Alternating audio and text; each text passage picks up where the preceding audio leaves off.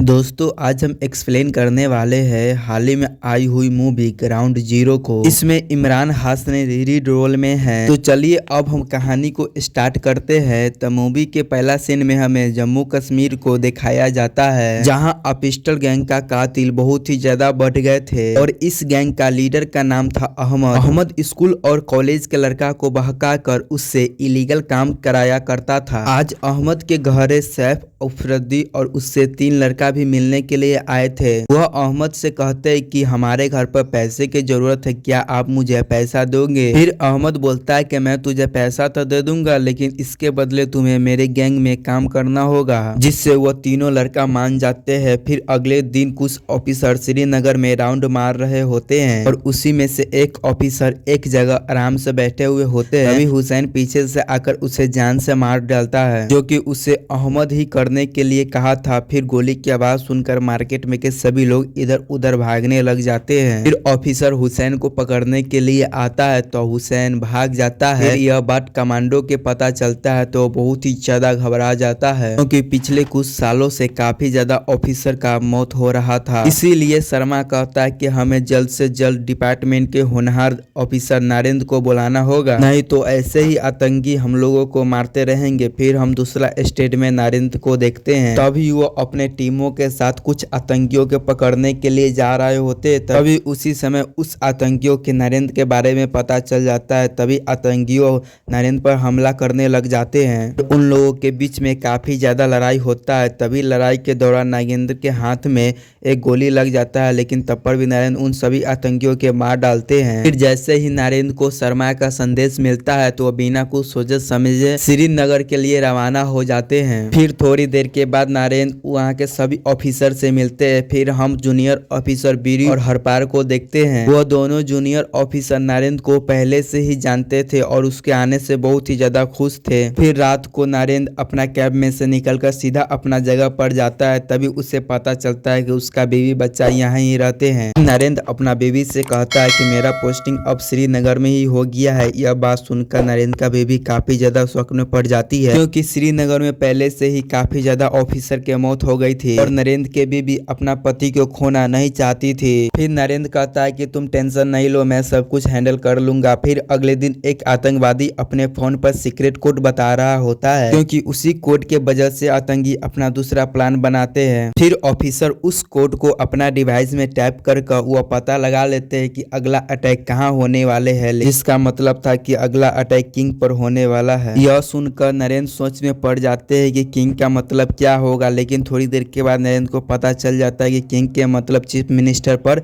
Attack करने वाला है। फिर नरेंद्र अपने सारे ऑफिसर के साथ चीफ मिनिस्टर के पास चले जाते हैं। यहाँ पर सीएम कॉन्फ्रेंस मीटिंग कर रहा होता है। नरेंद्र सीएम को सिक्योरिटी के साथ वहाँ से ले जाने लगता है, लेकिन दूसरी तरफ जम्मू के सीएम के बदले इंडिया के भवन पर हमला कर देते हैं, जिससे वहाँ बहुत सारे आदमी घायल हो जाते हैं और मारे चल जाते हैं। फिर पीएम जनता के सामने आकर कहते हैं कि हमारे आर्मी जरूर आतंकवादी से बदला लेंगे और हम लोग देशवासियों का मौत का बदला जरूर लेंगे। फिर हम रघु नाम का एक ऑफिसर को देखते हैं और रघु को पता चलता है कि राज्य भवन पर हमला गाजी बाबा ने कराया है, जो कि पहले ही ऐसा अटैक बहुत सारा करा चुका है। फिर रघु का एक आदमी कहता है तारिक नाम का यह आदमी गाजी बाबा के लिए काम करता है, फिर हमें तारिक को पकड़ना पड़ेगा। फिर तारिक का लोकेशन पता करता है तो वह एक ट्रक में बैठकर श्रीनगर जा रहा होता है। फिर इसी वजह से रघु और उसका ऑफिसर श्रीनगर के कमांडो से मिलने के लिए जाता है। यह लोग उधर शर्मा से कहते हैं कि तारिक बहुत ही जल्दी श्रीनगर आने वाले हैं और उसको पकड़कर हम लोग गाजी का पता लगाने वाले हैं। फिर इस पर नरेंद्र कहता है कि हमें तारिक को पकड़ने के बजाय उसको पीछा करना चाहिए, तभी ताकि इसी के जरिए हमें गाजी पकड़ा जाए। लेकिन शर्मा रघु नरेंद्र के बात से सहमत नहीं थे और इसलिए शर्मा तारिक को पकड़ के लाने के लिए ऑर्डर दे देता है। अब नरेंद्र भी उनका बात मानकर अपना ऑफिसर के साथ जाकर श्रीनगर के बॉर्डर पर तारिक को पकड़ लेता है। फिर शर्मा और आदि तारिक को पकड़कर अपने साथ दिल्ली ले जाते हैं। फिर हम यहाँ पर देखते कि नरेंद्र के बेटी बस में बैठकर अपने स्कूल जा रहा होता। तभी हमें पता चलता है कि बस में एक ऑफिसर होता है बच्चा के सिक्योरिटी के लिए, और बच्चे जब कुछ देर के बाद स्कूल पहुंच जाते हैं तो वह ऑफिसर बस में से निकलकर दुकान पर कुछ सामान लेने के लिए जाता है और तभी पिस्टल गैंग आकर उस ऑफिसर को जान से मार डालता है और उसको मारने के बाद पिस्टल गैंग जल्दी से वहां से निकल जाते हैं। फिर सभी ऑफिसर उसकी मौत से बहुत ही ज्यादा दुखी हो जाते हैं। फिर नरेंद्र इस अटैक के बारे में जानकारी निकालने लग जाते हैं। तब उसे पता चला कि यह मौत 4 या 6 बजे के बीच में ही होता था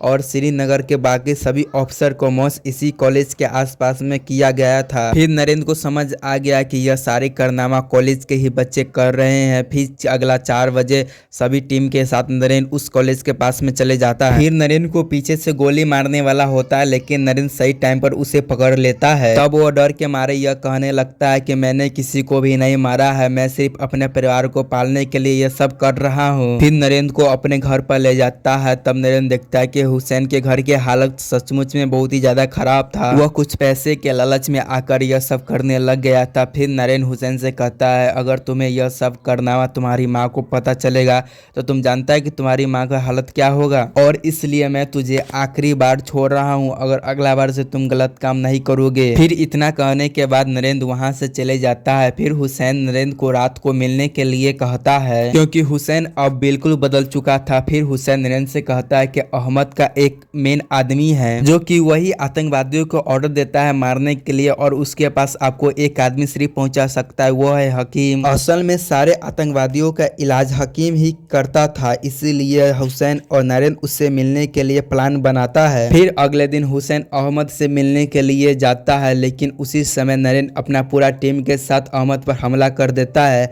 जिसमें हुसैन भी घायल हो जाता है। फिर जिसके साथ अहमद हुसैन को अपने साथ हकीम के पास ले आता है दवाई करवाने के लिए। फिर हकीम अहमद को दवाई पट्टी कर रहा था, तभी उसी समय का फायदा उठा के हुसैन उसके दवाई बॉक्स में ट्रैकर लगा देता है ताकि नरेंद्र हकीम को ट्रैक कर पाए। फिर शाम में हुसैन नरेंद्र से मिलने के लिए जाता है। तब हुसैन पूछता है कि आपने अहमद के साथ साथ मुझे भी पैर पर गोली क्यों मारे। इस पर नरेंद्र बोलता है, कहीं अहमद के तुम पर शक न हो जाए, इसीलिए मैं तुझे पैर पर गोली मारी, और तुम्हारा बहुत बहुत शुक्रिया जो कि तुम हमको मदद किए हैं। फिर नरेंद्र और उसके बाकी के ऑफिसर उस मास्टर को पकड़ने के लिए तैयार हो जाते हैं, पर नरेंद्र का पूरा शक था कि उस मास्टर का बाप कोई और नहीं होगा बल्कि गाजी बाबा ही होगा। इसलिए जब हकीम गाजी बाबा से मिलने के लिए जा रहा होता है, तभी नरेंद्र और उसके बाकी अफसर भी पीछा करने लग जाते हैं। फिर थोड़ा देर के बाद हकीम एक बड़ा सा घर में चले जाता है और वहां बैठकर अगला अटैक के बारे में बात करने लग जाता है, जहां की इसके बाद पुलिस भी सुन रहा था। यहाँ पर गाजी बाबा हकीम से कहता है कि दिल्ली में चांद जल्द ही अटैक करने वाला है, जिसके बाद नरेंद्र बीरू से कहता है कि तुम जल्दी से जाकर सारे ऑफिसर को बुला कर ले आओ, तब तक मैं गाजी बाबा को पकड़ने के लिए जा रहा हूँ। इतना कहने के बाद वो गाजी बाबा के घर की तरफ भागने लगता है। फिर एक आतंकवादी बीरू को पहचान लेता है। दूसरी तरफ नरेंद्र जैसे ही गाजी बाबा को पकड़ने के लिए जा रहा होता है,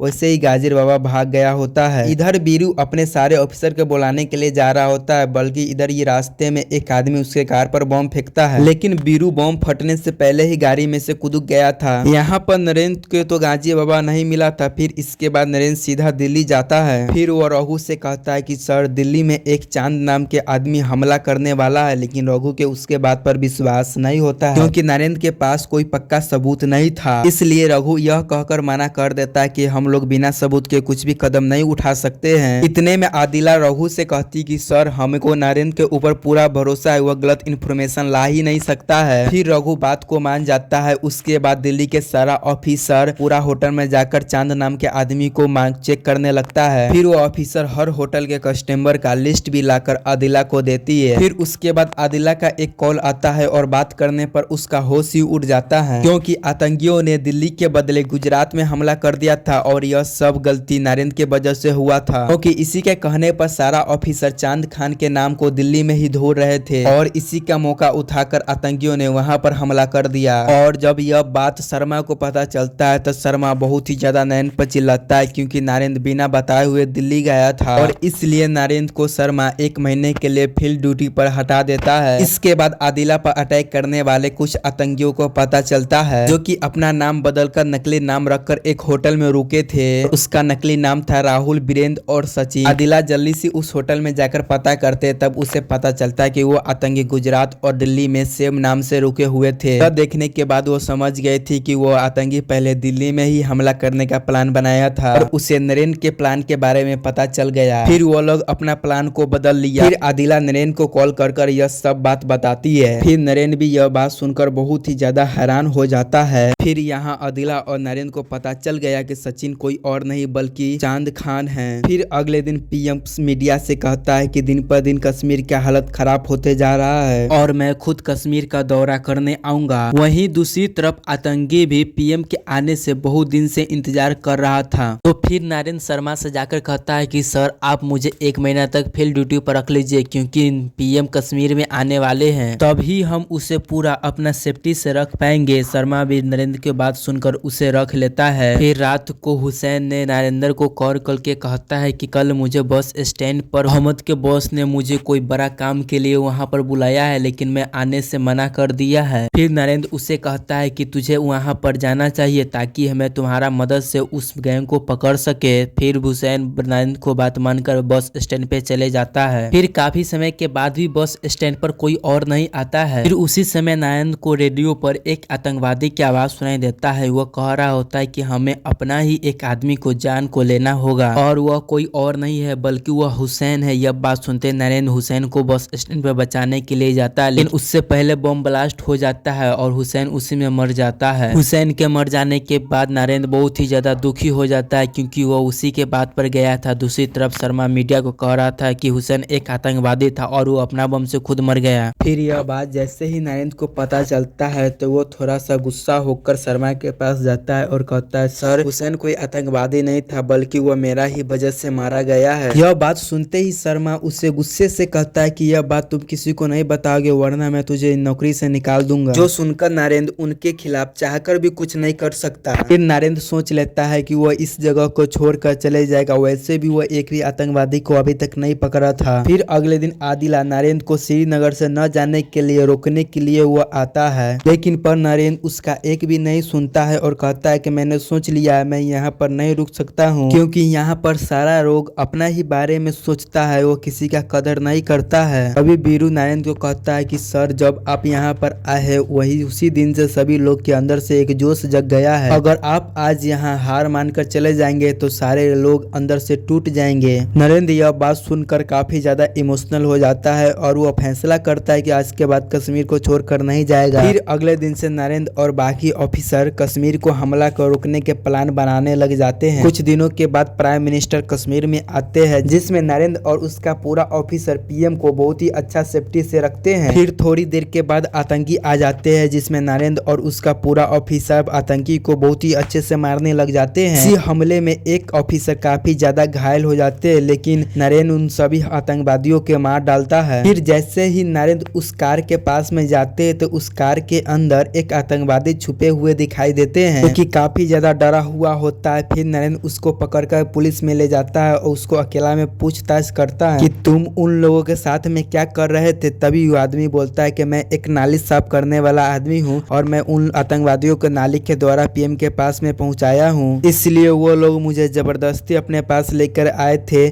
फिर नरेंद्र के इसके बात पर यकीन नहीं हो रहा था, क्योंकि उसका नाखून पूरा अच्छी तरह से साफ था। अगर कोई नाली साफ करता था उसका नाखून इतना अच्छा साफ नहीं होता। फिर नरेंद्र कहता है कि तुम मुझे बेवकूफ नहीं बना सकते, मैं जानता हूँ कि हर जगह तुम्ही ने बम ब्लास्ट किया है। यह बात सुनते ही वो आदमी कहता है कि मैंने गुजरात में कोई भी बम ब्लास्ट नहीं करवाया है। ऐसा बोलते ही नरेंद्र उसका झूठ पकड़ लेता है। फिर कहता है कि मैंने तुझे गुजराती हमला के बारे में कुछ बोला ही नहीं, तो तू गुजराती वाले में कैसे बोल दिया। और मैं यह भी जानता हूँ कि तुम भी चांद खान हो, अगर तुम मुझे गाजिर बाबा के बारे में नहीं बताया तो मैं तुझे जिंदा नहीं छोड़ूंगा। यह बात सुनने के बाद चांद बहुत ही ज्यादा डर जाता है और गाजी बाबा के घर के बारे में पूरा डिटेल बता देता है। अब नरेंद्र और बाकी ऑफिसर गाजी बाबा के घर में जाता है, लेकिन उससे गाजी बाबा नहीं मिलते और उसका फोटो और उसका बच्चा मिलता है खाली। फिर नरेंद्र कहता है कि गाजी बाबा के बेटी मेरी बच्ची के स्कूल में पढ़ता है और उसका मम्मी जैसे लाने लगेगा मैं उसका पीछा करता रहूंगा। फिर उसके बाद गाजी बाबा के असली घर के बारे में नरेंद्र को पूरा पता चल जाता है। फिर नरेंद्र गाजी बाबा को असली घर शर्मा को बताता है, लेकिन शर्मा को अभी भी नरेंद्र पर विश्वास नहीं था। फिर शर्मा कहता है कि शक के आधार पर मैं कुछ भी नहीं कर सकता हूँ,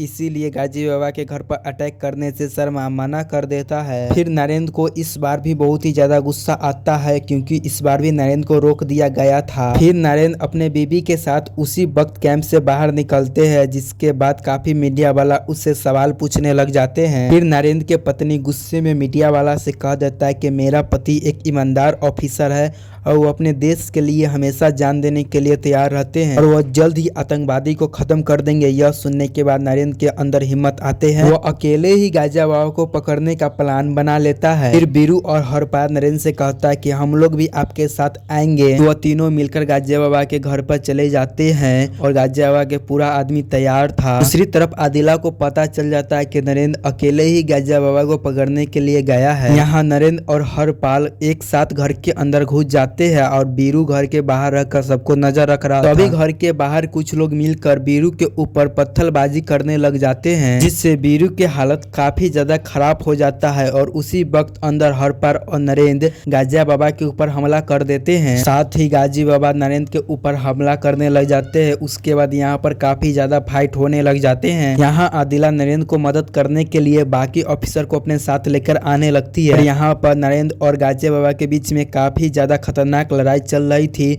और उसी के बीच में नरेंद्र को काफी ज्यादा गोलियां भी लग गई थी। तभी नरेंद्र गुस्से में गाजिया बाबा को गला दबाकर उसे जान से वही जगह मार देता है। गाजी बाबा को मारने के बाद नरेंद्र को चैन के सांस आता है, क्योंकि उसको मारने के बाद कश्मीर को बहुत ही ज्यादा शांतिपूर्व महसूस होगा। उसके बाद नरेंद्र के सभी साथी काफी ज्यादा तारीफ करते हैं। इसी के साथ यह मूवी खत्म हो जाती है। दोस्तों, आपको यह मूवी कैसा लगा हमें कमेंट करके जरूर बता दीजिएगा और आप अगला एक्सप्लेनेशन वीडियो किस मूवी को देखना चाहते हैं कमेंट करके जरूर बता दीजिएगा। जय हिंद, जय भारत।